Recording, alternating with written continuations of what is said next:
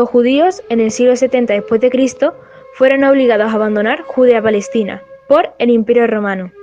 Esto provocó la dispersión de los judíos por toda Europa. Comienzos del siglo XX tomó fuerza el movimiento sionista, que afirmaba que los judíos constituyen un pueblo con derecho a disponer de un estado propio ubicado en el territorio histórico de los judíos, la tierra prometida por Yahvé. Su intención era fomentar la migración judía a Palestina, un territorio islamizado.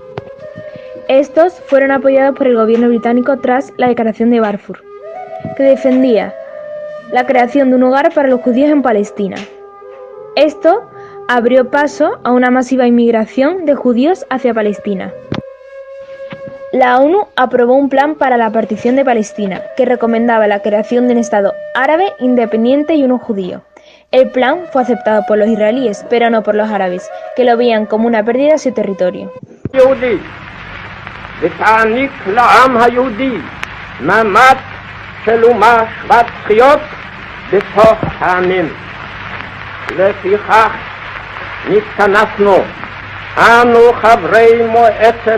En 1948 terminó el mandato británico y Ben-Gurión proclamó el Estado de Israel. En consecuencia, miles de palestinos musulmanes abandonaron la zona. Desgraciadamente, los palestinos no pueden firmar la paz con Israel. Y esto se debe a dos motivos principales. Y es que el primero tiene que ver con una auténtica falta de educación para la paz. Y esto es que no han vivido toda su vida sin paz y no se sienten capacitados para ahora llegar a firmar la paz después de haberse estado enfrentando la mayor parte de su tiempo. Es decir, que nadie tiene... Bueno, y esto trae el segundo motivo, y es la falta de un líder autorizado que tenga valores y que tenga agallas para hacer esa arriesgada misión, que es firmar la paz con Israel. Las diferencias que que hay entre estos dos grupos son en Jerusalén, que Israel reclama soberanía sobre la ciudad. En las fronteras y el terreno, los palestinos demandan que su futuro estado se conforme de acuerdo a los límites previos. En los asentamientos son viviendas ilegales de acuerdo con el derecho internacional, construidas por el gobierno israelí en los territorios ocupados por Israel tras la guerra de 1967.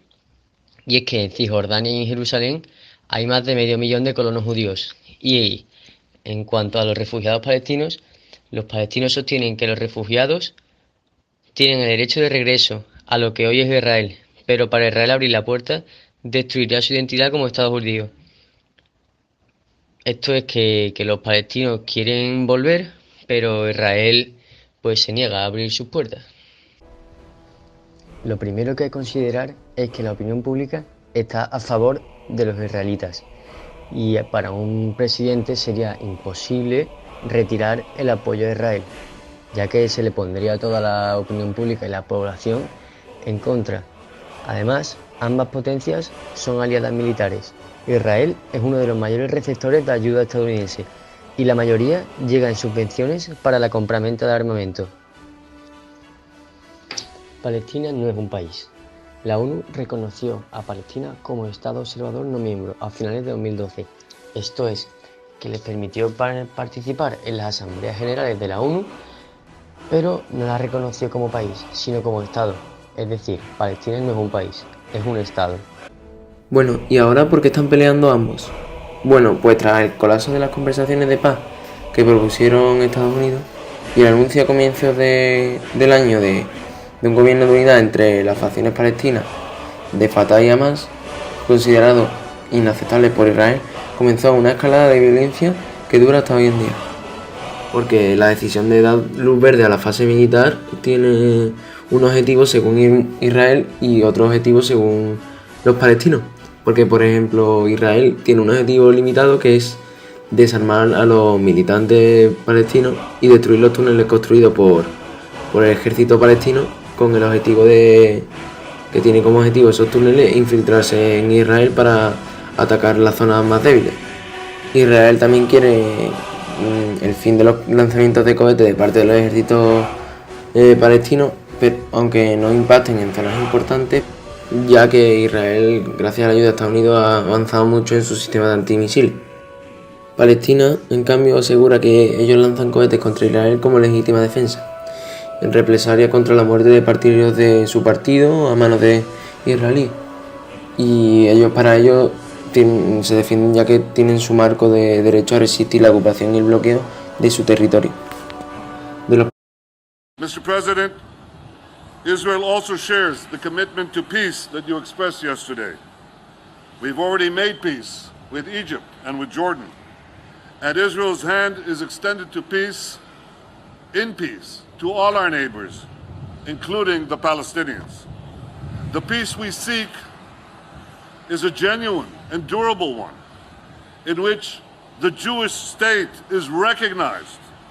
Security remains in Israel's hands, and the conflict ends once and for all. Pues la principal solución sería que los israelíes tendrían que apoyar un Estado soberano para los palestinos que incluya a Hamas y a su gobierno, y levantar el bloqueo a Gaza y las restricciones de Cisjordania y Jerusalén Oriental, ya que los grupos palestinos deberían renunciar a la violencia y reconocer el Estado de Israel ya de una vez, y también se tendrían que alcanzar unos acuerdos razonables en materia de fronteras, asentamientos de judíos y retorno de refugiados y temas políticos y religiosos más profundizados, del cual queda muy lejos de la realidad que se vive hoy en día en esta zona del planeta.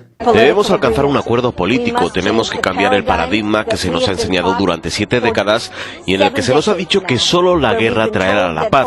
Ya no creemos eso, se ha demostrado que no es cierto. Debido a la actualidad de este tema y a la polémica que arrastra, mis compañeros y yo, para este proyecto, hemos decidido entrevistar a Paloma Datas, profesora de Literatura e Historia Contemporánea en la Universidad de Cádiz. Hola Paloma, buenas tardes. Hola Silvia, ¿qué hay? Cuéntame. Empezamos. Perfecto. ¿Crees que es verdad que la guerra de 6 días en 1967 fue fortuita, como Israel anuncia, o estaba bien preparada para ella? Yo creo que sí estaba bien preparada, que fue una cosa intencionada. Ellos estaban ahí en una situación no muy buena y querían ampliar territorio. Y tenían un ejército muy preparado. Vale, muchas gracias. ¿Afirma usted que la palabra ocupación no es la adecuada para describir la realidad de Israel? Bueno, teniendo en cuenta por qué están ahí, digamos que Europa les dio un trozo para que ellos se asentaran después del Holocausto. Y ellos llegaron allí con el beneplácito de todos. Lo que pasa es que lo que llegó allí no fue una sociedad judía estructurada. Fueron niños, mujeres, medio todos con una organización de ejército. Y montaron como una sociedad totalmente militarizada. Entonces, bueno, digamos que no es una ocupación porque tenían permiso para ir, pero sí se comportaron como si hubieran ocupado, porque estuvieron a la defensiva desde el primer momento. ¿Y qué hay en el origen del Estado de Israel que lo hace tan agresivo hacia el pueblo palestino? Pues bueno, digamos que casi hemos contestado ya con la anterior, ¿no? Claro, el territorio que ocuparon o que les cedieron, como queramos decir, está metido a calzapié en Palestina. Y entonces esa situación de tensión la ha habido siempre. ¿Y qué cree usted que le hace despreciar constantemente por parte de Israel a la comunidad internacional y rechazando acuerdos internacionales y negando la autoridad de la ONU? Claro, ellos no respetan ninguna autoridad que no sean ellos mismos. Ellos saben que están agrediendo a los vecinos de alrededor. Sí. Pero ellos se metieron ahí. Siempre fue un deseo del pueblo judío durante muchos siglos volver a su estado, formar un estado judío, y una vez que medio lo consiguieron, lo quieren cada vez más grande y más fuerte. Entonces lo que digan las organizaciones europeas a nivel o nacional o mundial, les da un poco igual en ese aspecto. Pues sí. Algunos ven características en común entre el sistema de apartheid sudafricano y el trato de Israel hacia los palestinos. ¿Cuál es su opinión al respecto? Hombre, siempre que uno fuerte se venga o se ceba con un débil, da mucha pena, pero yo no creo que exactamente el problema sea lo mismo, ¿no? Es un problema muy antiguo el del pueblo judío. Como usted acaba de decir, ha dicho que el fuerte se ceba con el débil. Entonces, en su opinión, ¿esto tiene que ver que sea el fuerte con la situación de Estados Unidos con Israel? Pues sí. Están defendiendo unos intereses económicos a nivel mundial y bueno, y ahí están. Y la solución por ahora tiene un final dificultoso. No será fácil llegar a un acuerdo ahí. Bueno, Paloma, y para concluir, nos gustaría saber cómo crees que aquellos solidarios con la causa del pueblo palestino pueden ayudar en la actualidad. ¿Qué crees que deberían de hacer? Hombre, es un pueblo que da mucha pena, porque no tienen la misma fuerza que el otro, que los israelitas, ni tienen el mismo poder económico, ni a nivel mundial apoyo. La única manera que se les podría ayudar es con ayuda humanitaria, y formando a la gente y ayudándoles a nivel económico, sanitario, de educación, claro, ayuda humanitaria. Y concienciando a todo el mundo de lo que ahí está pasando. Claro. Bueno, Paloma, pues muchas gracias. Con esto concluye la entrevista. Pues encantada. A ver.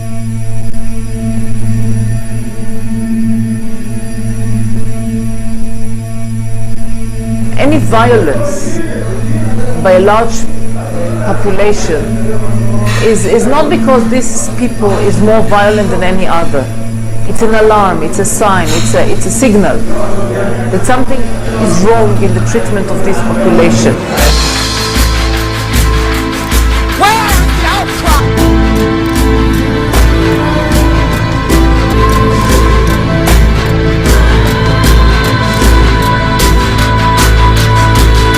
For the same reason, all of us catch hell from the same enemy.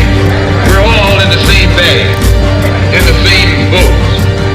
We suffer political oppression, economic exploitation, and social degradation.